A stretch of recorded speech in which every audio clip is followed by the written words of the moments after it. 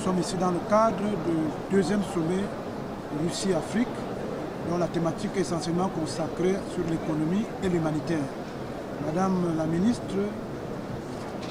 est-ce que vous pouvez, pour nos téléspectateurs africains, nous dire quel est l'objet de votre présence à ce grand sommet? Merci beaucoup.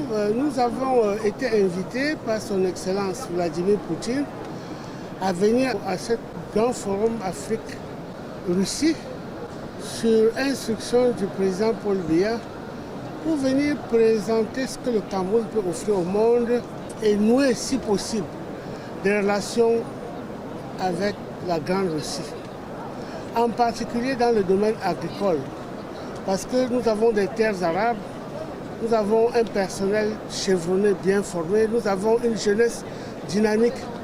Qu'est-ce qui nous manque? C'est le transfert des technologies. Nous venons ici pour signer des accords avec la Russie pour qu'ensemble nous puissions mettre en place des transferts de technologies pour la fabrication de petits matériels agricoles, des petits tracteurs faciles à utiliser par les femmes, par tout le monde.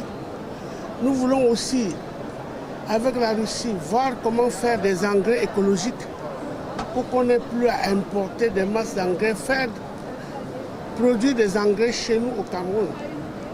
À côté de cela, nous sommes venus avec l'Irak pour une transformation structurelle de notre économie.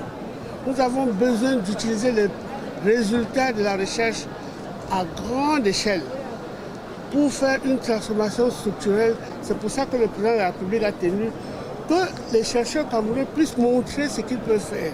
Et à partir de là, nous pouvons, avec un transfert de technologie, industrialiser notre pays à partir de nos propres résultats. Nous sommes venus ici pour le transfert de technologie et aussi pour un autre problème que nous avons toujours au Cameroun, l'utilisation pacifique du nucléaire, qui peut nous servir non seulement dans la médecine, mais aussi pour produire de l'électricité. Et pour ça, la Russie est un pays très avancé dans le domaine de l'utilisation pacifique du nucléaire. Il y a la Micromalo qui vient parce que nous avons le marbre au nord Cameroun. La Russie est très spécialisée dans la fabrication des carreaux, etc., etc.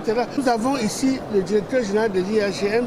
Il faudrait que nous puissions avoir nos propres cartes, les cartes géologiques faites par des Camerounais. Il y a des cartes, certes il y a des cartes, mais qui sont tenues par d'autres personnes. Or, il faudrait que nous ayons nos propres cartes pour comparer, parce que notre sous-sol est très riche. Or, nous avons ici le directeur général de l'IAGM pour les lever des cartes géologiques du Cameroun. Je voudrais ici remercier très sincèrement le chef de l'État, son Excellence Paul Biya, qui nous a donné des instructions fermes pour que nous venions ici représenter le Cameroun. Mais le fait qu'il soit présent nous a galvanisé davantage. C'est pour ça que depuis ce matin, nous étions déjà debout, malgré la pluie, parce que nous sommes là pour montrer que le Cameroun est là, le Cameroun est présent. Nous pensons que les Russes vont aussi être encouragés pour signer beaucoup d'accords pour soutenir notre pays.